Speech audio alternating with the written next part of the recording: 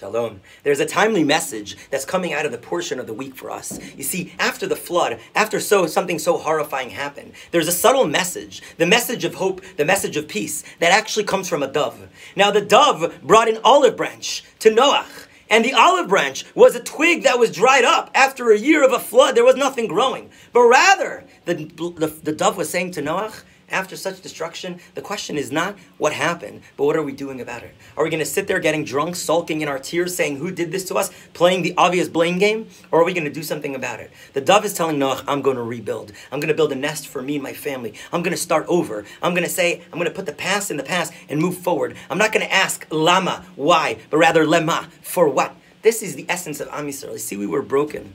We were broken way before the Simchas Torah massacre. Am Yisrael was divided. Am Yisrael, American Jewry in Israel was divided. The right and the left politically were divided. The secular and the religious were divided. Within the religious world, different sects were divided. There was a divide. Things were broken. But as the great sages teach us, Hashem never destroys something if He's not already in the midst and in the plans of building something much greater.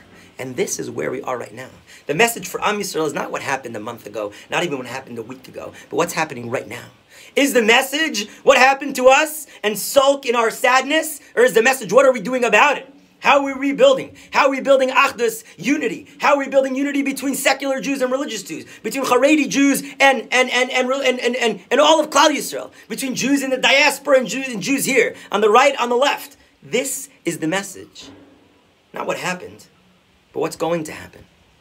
Not what we did wrong, but what can we do right.